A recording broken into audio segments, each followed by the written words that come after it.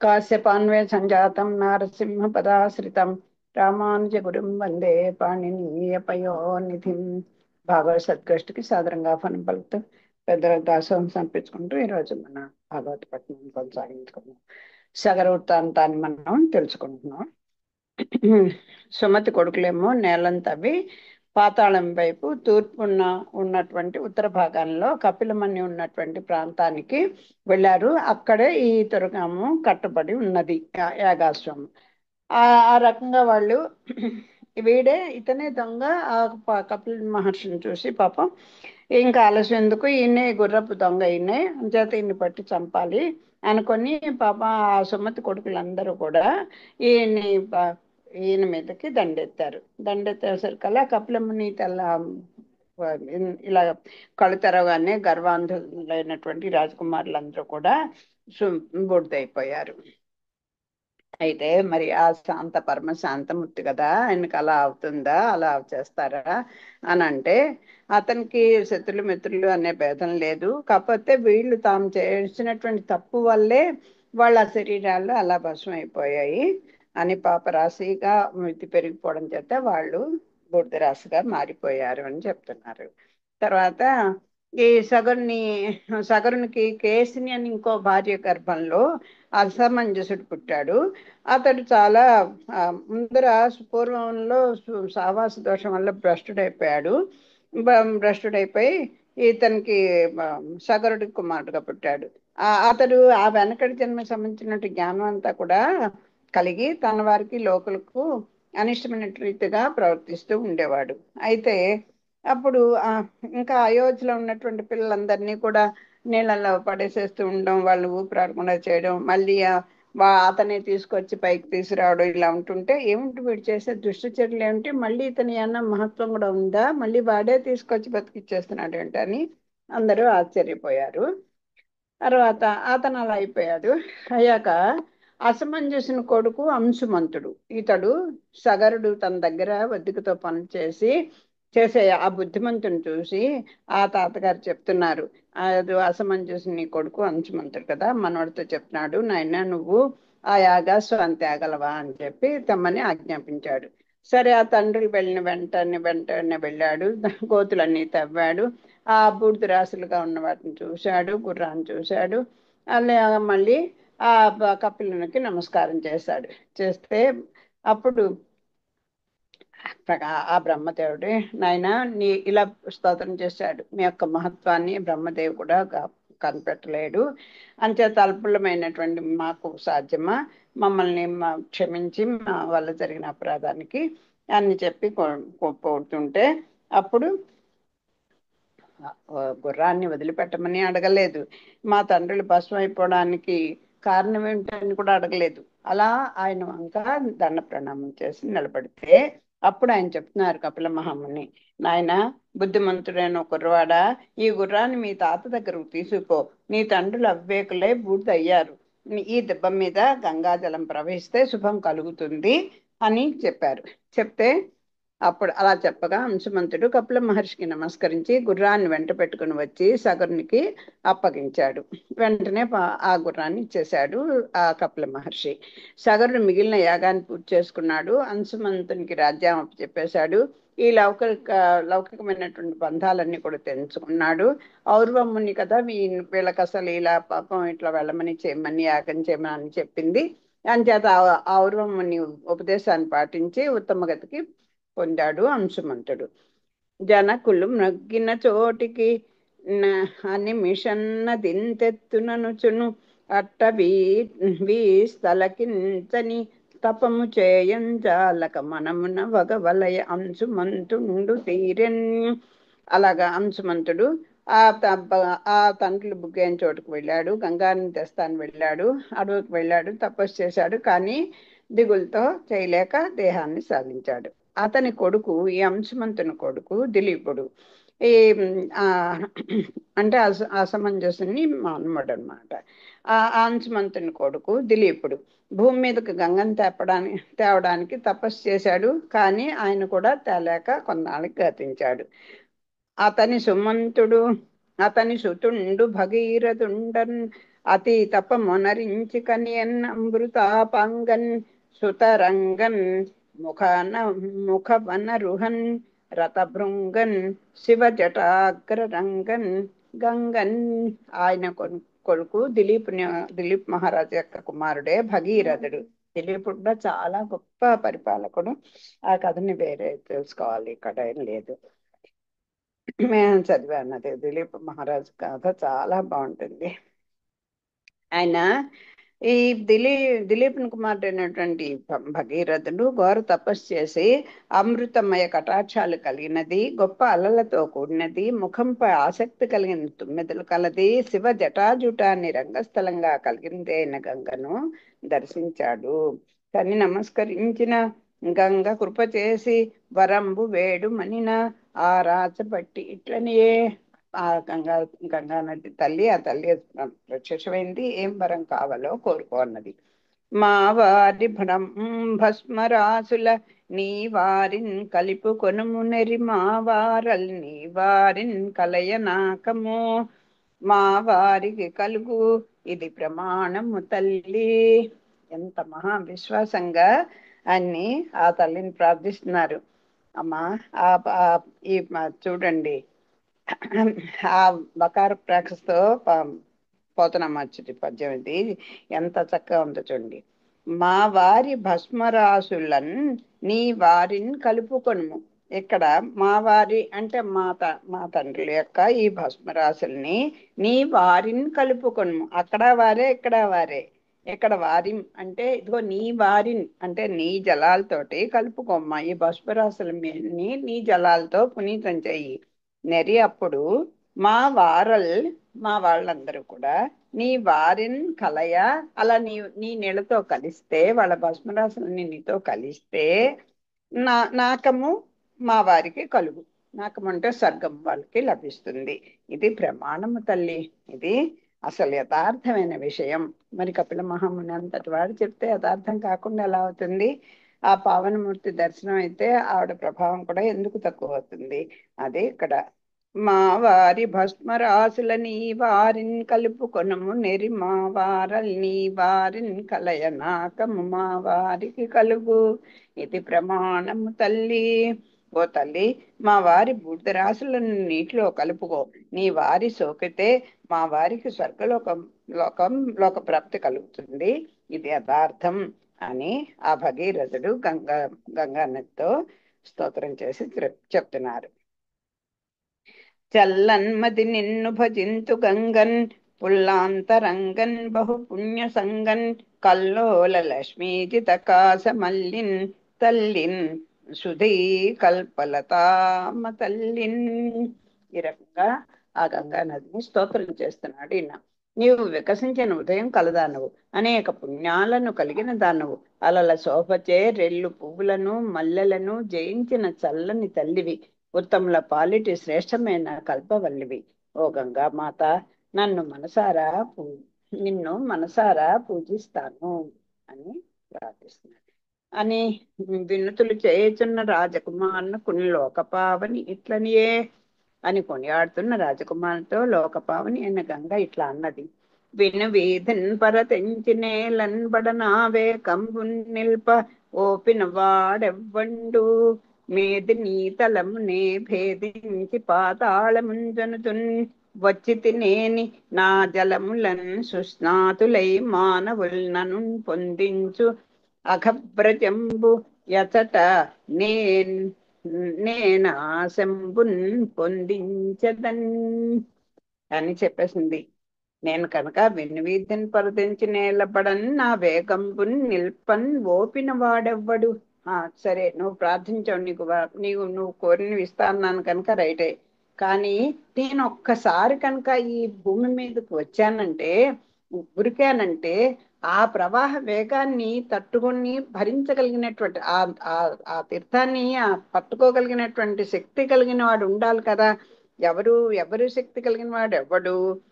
మేనితలంబున్ నేను భేదించి పాతాళమున్ చన్నుదును. ఈ భూమిని చిలుచుకొని పాతాళానికి వెళ్ళిపోతాను. వ- వచ్చి తినేని నా జలములన్ సుస్నాతులై మానవులు నన్ను పొందించురు అగ్గర వజ్రం బెచటన్ నేను ఆశంబున్ పొందించదన్. ఇదిగో నేను ఈ భూమి మీదకి అవతరిస్తే మానవులు తమ తమ పాపాలన్నీ కూడా నా నీటిలో కడిగి వేసుకుంటారు. నన్ను అంటిన పాపాన్ని నేనెక్కడ వదిలించుకోను?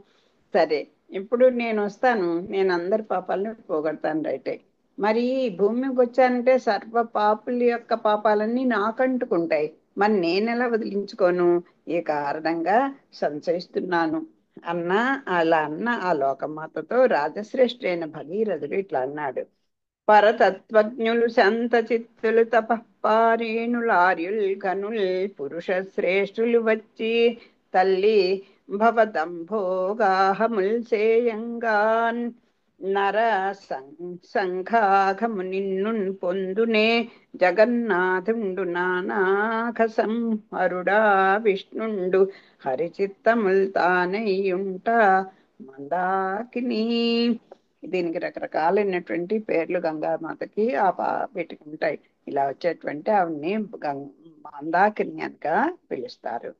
ఓ మందాకిని, పరతత్వజ్ఞులు శాంతచిత్తులు తపఃపారేణులు ఆర్యులు ఘనుల్ పురుష శ్రేష్ఠులు వచ్చి, అమ్మా మందాకిని నది, అమ్మా ఓ మందాకిని, పరతత్వం తెలిసిన వారు శాంతచిత్తులు తపోనిష్ఠులు అయిన మహనీయులు వచ్చి నీ నీట స్నానాలు చేస్తే నరుల పాపం నిన్ను ఎలా చుట్టుకుంటుంది? చూడండి ఆ సమయస్ఫూర్తి, చూడండి ఎంత అంటే ఒక మహాశక్తి కంటే భాగవతోత్తముల శక్తి చాలా. ఇన్ని పాపుల యొక్క పాపం చుట్టుకున్నటువంటి గంగా నది యొక్క పాపాన్ని కూడా పోగొట్టగలిగినది ఆ మహనీయులు తపనిష్ఠులైనటువంటి శాంతచిత్తులైనటువంటి పరతత్వం తెలిసిన స్వామి యొక్క పరతత్వం ఎరిగినటువంటి మహానుభావులు స్నానం చేస్తే అమ్మా నీకు ఎలా పాపం చుట్టుకుంటుంది? ఎందుకంటే తల్లి భవదంభోగాహముల్ సేయగా నరసంఘాఘము నిన్నున్ పొందునే.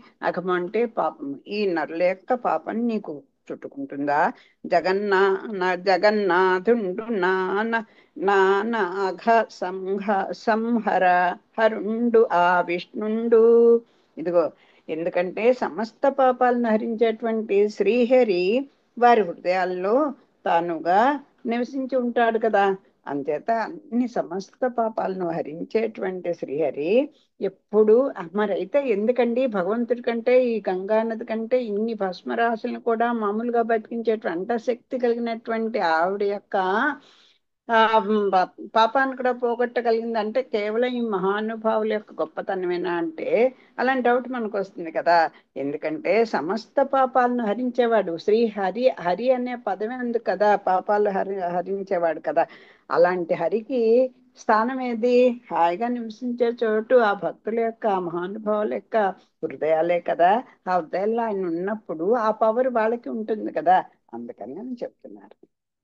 తనలో నిన్ని జగంబులన్ గల్గుటన్ తాన్ నింటన్ గల్గుటన్ జనని తంతులందున్ చీరగలయ ఆ చందంబునన్ విశ్వభావనుండై ఒప్పు శివుండు కాక మరి నీ వారిని వారింప నేర్చిన వారెవ్వరు నిన్ను ధరించు కొరకై శ్రీకంఠు నిన్ కొల్చెదన్ అన్నాడు. మరి అదేంటి పాల పాలక క్షీరసాగర మదనంలో వచ్చినటువంటి అలాహలాన్ని తీసుకున్నటువంటి శివుడు ఈ జలాలను తీసుకోవడానికి ఏమన్నా సందేహిస్తాడా? ఆయనే కదా సమర్థుడు అని ఒక ఆలోచన ఈయనకు వచ్చింది. అంటున్నారు, ఓ తల్లి, తనలో సమస్త లోకాలను కలిగి ఉండటం వల్ల, అన్నిటా తానై ఉండటం వల్ల, పడుగు పేక ఉన్న దారాల్లో వస్త్రం ఉన్న విధంగా విశ్వమంతటా వ్యాపించిన ఆ శివుడు కాక నీ ప్రవాహ వేగాన్ని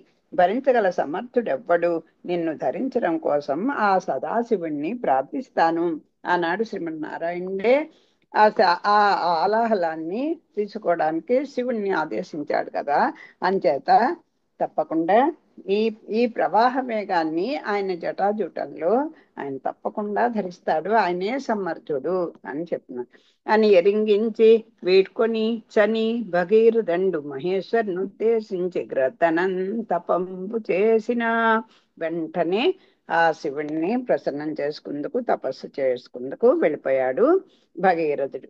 భక్తవత్సలుండు పాలాక్షు భక్తవత్సలుండు పాలాక్షుండు ఆ భగీరథుని మెచ్చి నిజ శిరంబునందు సౌరి పాద పూత సలిలయై దివి నుండి ధరకు వచ్చు గంగన్ తాల్చెన్. అప్పుడు అలా భక్తవత్సలుడైనటువంటి శివుడు ఆ భగీరథుని పూనికను మెచ్చి, అబ్బా ఎంత ఎంత ఆ ఆ వంశంలో ఎక్కడి వాడి ఒక వీడు కదా ఇంత సమర్థుడై ఇంత పూనిక పట్టుదలగా నిన్న చేయాలనుకున్నటువంటి అతని యొక్క ఆ ఆ పూనికకు మెచ్చుకొని విష్ణు పాదాలను సోకి పవిత్రమైన జలం కలిగి ఆకాశం నుండి భూమి మీద ఉరికే గంగను తన శిరస్సుపై ధరించాడు. ఎవరు? పరమేశ్వరుడు. ఈ శ్రీ పరమేశ్వర జటా నిర్గత గంగా ప్రవాహ మహిమ అభివర్ణనము.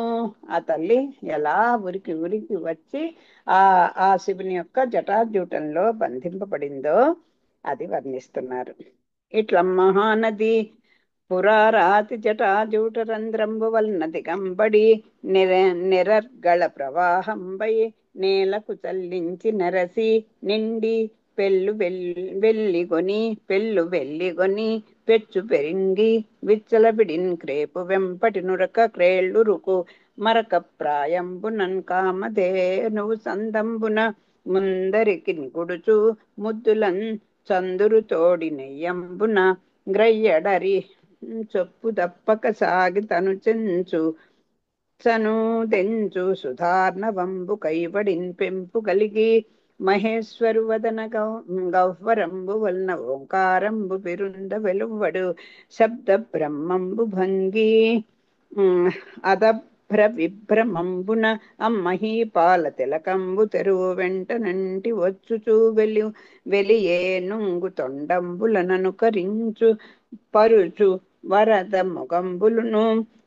మొగంబుల పిరుందనందంద క్రందుకొని పొడచూపి తొలంగు బాలసారదా కుచ కుంభంబులకున్న గలంబైన బుగ్గల సంగడంబునన్ పారిజాత కుసుమస్తబకంబుల చెలువంబునన్ తెగడు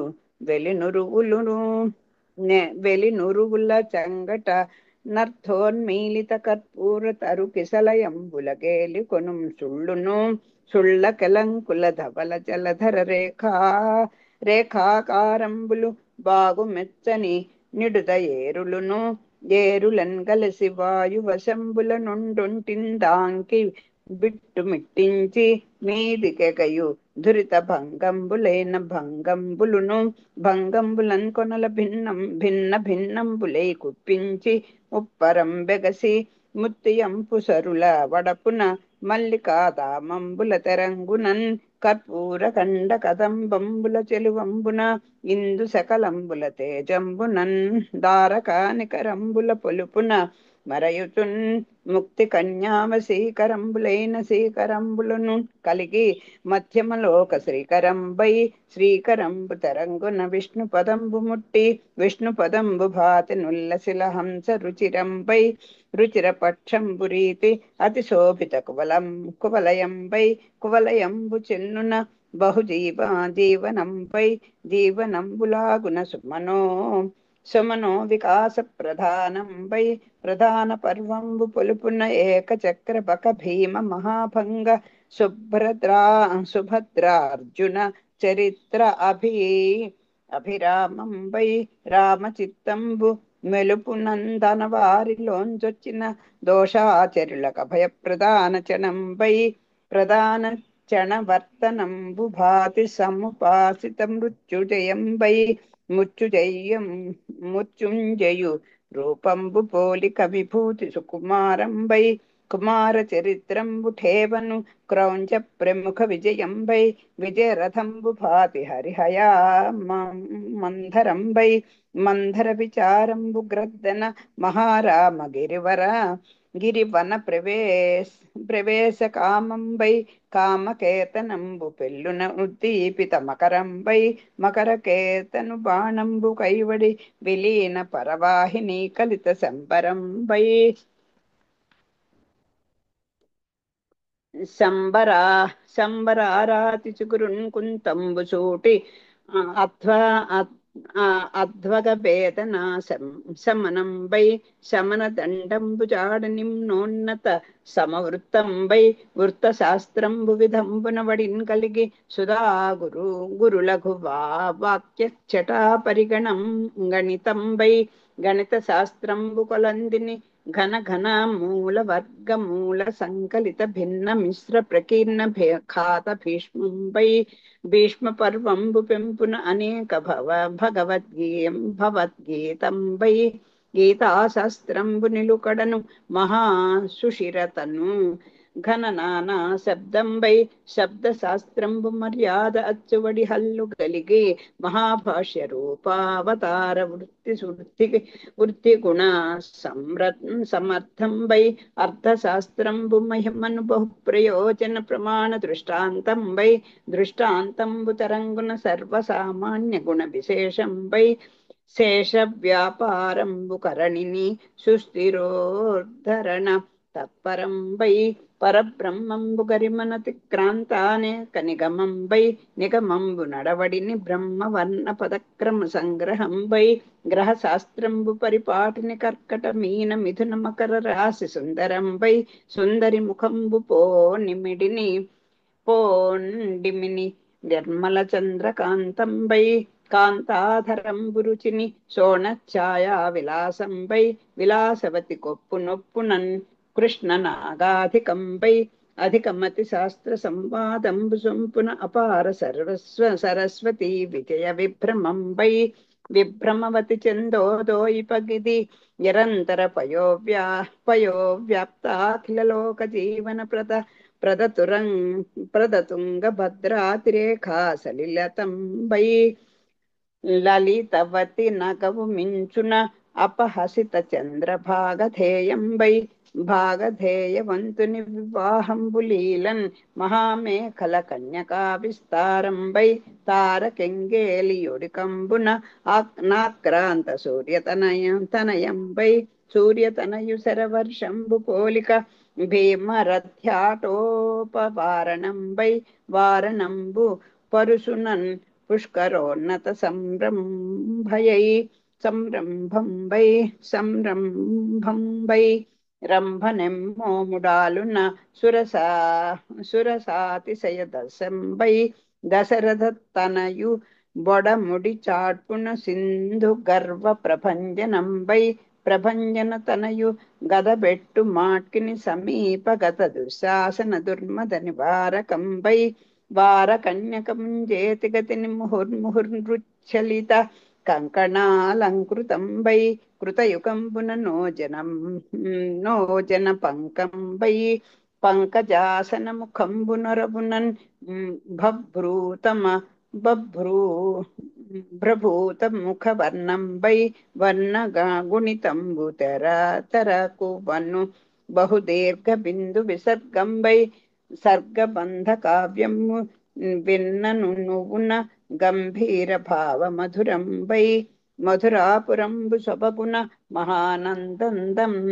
నందనంబై నందనవనంబు పొందున విహరమాణ కౌశికంబై కౌశిక హయంబురీతి సుధ శధ్రువంబై ధ్రువతలంబు క్రియన్ పరిశీలత విశ్వంభరంబై విశ్వంభరుని శంఖంబు రూపున దక్షిణావర్తోత్తరంబై ఉత్తరా వివాహంబు చందంబునన్ ప్రముదిత నరంబై నరసింహ నఖరంబుల భాతి ఆశ్రిత ప్రహ్లాద గురు విభవ ప్రదానంబై దానకాండంబు శ్రీన్ కామధేయ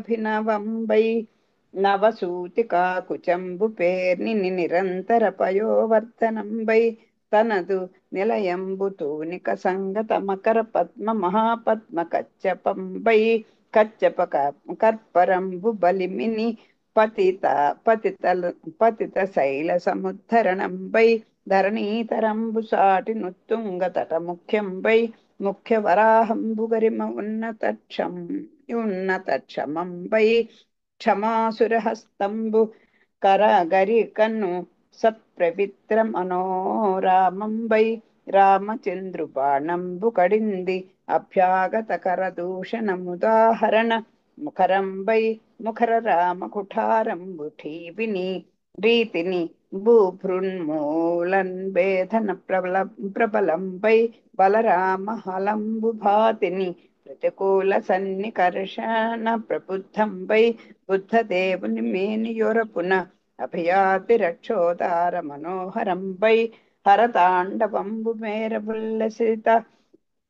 ఉల్లస ఉల్లసిత నిమిషంబై అనిమిషావతారంబు కీర్తిని శృతి మంగళప్రదంబై ప్రదాతయీగి సూటి అర్థ పరంపర వామనంబై వామన చరణ రేఖను బలివం మంస వ్యసన్ వ్యపనయంబై నయ శాస్త్రంబు మార్గంబున సామభేదమయోపాయ చతురంబై చతురా చతురాననాడంబు భావంబున అపరిమిత భువన జంతుజాల సేవ్యమానంబై మానిని అనలోంతు సూపక గిరితనయ సడి చప్పుడు సేయక కుముదయన బయలు పడక ప్రమదయనన్ గ్రయ్యన్ బారుచున్ పతివ్రతయన ఇట్టట్టున్ సనక తల్లి అయిన నివ్వి అయిన లోన్ గొనుచు దైవంబున భక్త మనోరథంబులిచ్చుచు అంతకంతకు విస్తరించి గురి గడచి అవాంగ్మానస గోచరంపై ప్రవహించి. మరి ఆ తల్లి అంత కరుణించి ఇట్లా వస్తుంటే పోతన గారికి మరి ఆ ఇంత దేభావం రాయకపోతే ఆయనకి ఎక్కడ తృప్తిగా ఉంటుంది? ఎలా భాషిస్తుందో చూడండి. ఎన్ని అవతారాల విషయాలు, అలాగే ఒక దూడ గో వెంట పరిగెట్టేట్టుగా ఒక్కటే ఉంటాయి అన్ని. మనం కొన్ని కొన్ని అర్థమవుతాయి, కొన్ని అన్ని అందుకొని తెలియవు కనుక భావాన్ని చదువుకునే ప్రయత్నం చేద్దాం. పై విధంగా ఆ మహానది శివుని జటాజూట రంధ్రాల నుండి దూకి అడ్డు లేకుండా నేలపై కూరికినది. బాగా వ్యాపించిన గొప్ప ప్రవాహంతో పొంగి పొరలి అతిశయించింది. దూడ వెంబడి గంతులు వేస్తూ పరుగులు తీసే ప్రాయంలో ఉన్న కామధేనువులాగా ముందుకు సాగింది. ఇంకా ఆ మహానది ముద్దులొలికే చంద్రునిపై ప్రేమతో ఉప్పొంగే పాలసముద్రంలాగా కాలువ గట్టి దారి తప్పక పెంపు కలిగి పరమాత్మని నోటి నుండి ఓంకారాన్ని అనుసరించి వెలువడే శబ్ద బ్రహ్మంలాగా విస్తారమైన విలాసంతో కూడి ఐరావతం తొండాలతో సమానమైన ప్రవాహపు ముందరి భాగాలు కలిగి భగీరథుని మార్గాన్ని అనుసరించింది. అలా వెళ్ళిపోయాడు కదా ఆవిడ దగ్గరికి. ఆయన ఎటు పెడితే అలా వచ్చేస్తోంది. ఐరావతం తొండాలతో సమానమైన ప్రవాహపు ముందరి భాగాలు కలిగి భగీరథుని మార్గాన్ని అనుసరించింది. ఆ ప్రవాహాల వెంట అక్కడక్కడ కనిపించి తొలగిపోయే బాల సరస్వతి కుచ కలశాలను మించిన అధికమైన నీటి బుడగలను, ఆ నీటి బుడగల్ని ఈ ఈ ఈ యొక్క ఈ బాల సరస్వతి యొక్క కుశ కలశాలతో పోలుస్తున్నారు. ఈ నీటి బుడగల చేరికతో పారిజాతపు పూల గుత్తుల కాంతిని మించిన తెల్లని నురుగులను, ఆ నురగల ప్రక్కన సగం విరిసిన కర్పూరపు చెట్ల చిగుళ్ల సోయగాన్ని గేలి చేసే సుడులను, ఆ సుడుల ప్రక్కలలో తెల్లటి మేఘాలను మించిన నిండిపోయిన ప్రవాహాలను, ఆ ప్రవాహాలను కలిసి గాలి తాకిడి వల్ల తీవ్రంగా పైకెగసి వేగంగా వీగిపోయే పాపనాశనకరమైన అలలును, ఆ అలల కొనల్లో కుప్పించి పైకెగిరే ముత్యాల సరాలలాగా, మల్లె పూల మాలలలాగా, కర్పూర ఖండాలలాగా, చంద్ర శకలాలలాగా, చుక్కల గుంపుల్లాగా ప్రకాశిస్తూ ముక్తికాంతను వశీకరింప చేసుకోగలిగిన నీటి తుంపరులను కలిగి భూలోకానికి మంగళాన్ని కలిగించేదిగా విరాజిల్లింది. లక్ష్మీదేవి చేయిలాగా విష్ణు పాదమైన ఆకాశాన్ని తాకి ఆకాశం వల్లే ప్రకాశించే హంసల అంటే సూర్యకాంతితో ఒప్పి శుక్లపక్షంలోని భూమండలం అంటే కువలయంలాగా శోభించే కలువలు కలిగి పలు బ్రతుకు తెరువులతో కూడిన లోకంలాగా అధికమైన జీవనం అంటే నీటిని కలిగి మంచి మనస్సుతో శోభించే జీవితంలాగా వికసించిన పూలతో కూడి అనేక సేనలు బకుడు భీముడు సుభద్రార్జునుల చరిత్ర కలిగిన మనోహరమైన భారత పర్వంలాగా పెక్కు చక్రవాక పక్షులతో, ఆ పక్షుల్ని చక్రవాక పక్షులు ఇలా పోలిస్తున్నారు, బకములతో భయంకరమైన అలలతో సుందరమై తన వాళ్లను కలిసిన రాక్షసులకు అభయమివ్వడంలో సమర్థమైన శ్రీరాముని హృదయంలాగా తన నీళ్లలో మునిగిన పాపాత్మలకు అభయమివ్వడంలో సమర్థమైన మునిగిన పాపాత్మలకు అభయమివ్వడంలో సమర్థమై ఆనాడు దండకారణ్యంలో ఆ రాక్షసులందరికీ కూడా మళ్ళీ ఆయనే ఇచ్చాడు కదా. వాళ్ళందరినీ రక్షించాడు, ఋషుల్ని.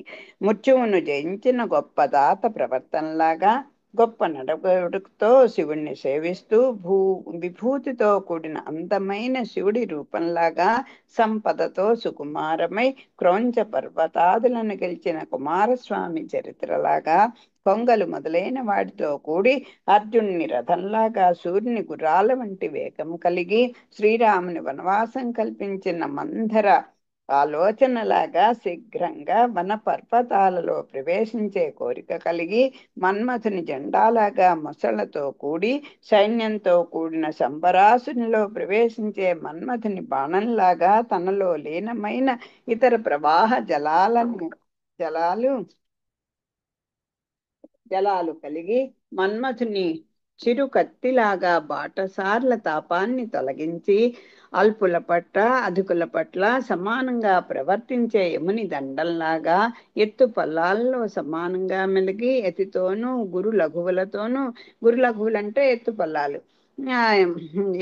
గురు లఘువులతోనూ వాక్య సమూహాలతోనూ కూడిన ఛందశాస్త్రంలాగా అంటే ఎక్కడ ఎక్కువ ఉండాలి, ఎక్కడ తక్కువ ఉండాలి, ఎక్కడ ప్రవహించాలి, ఎక్కడ ప్రవహించకూడదు, అవన్నీ కూడా అలాంటి వేగంతోనూ పెద్ద చిన్న శబ్దాలతోనూ కూడి గొప్ప వర్గమూలాలతో భిన్నాలతో మిశ్రమాలతో ప్రకీర్ణాలతో నిండిన గణిత శాస్త్రంలాగా కొన్ని కలుపుకుంటూ ఉంటుంది, ఒకటేమో తక్కువగా ఉన్నట్టుంటుంది. అలాగా పరస్పరం రాచుకునే పొదరిండ్లతో విడివడ్డ లోయలు కలిసిపోయేటట్లు భయంకరంగా ప్రవహించున్నదై భగవద్గీత సహితమైన భీష్మ పర్వంలాగా సుఖకరమైన శబ్దాలతో కూడినదై వాద్యం నుండి వెలువడే మంద్ర తార స్వరాలు గల సంగీత శాస్త్రంలాగా ఓసారి ఆ సంగీత శాస్త్రంలో ఓసారి ఎక్కువగా ఓసారి తక్కువగా అలా ధ్వనులు చేసుకుంటూ అనేక విధాలైన శబ్దాలతో కూడినదై అచ్చులు హల్లులు కలిగిన వ్యాకరణ శాస్త్రంలాగా వడిగలదై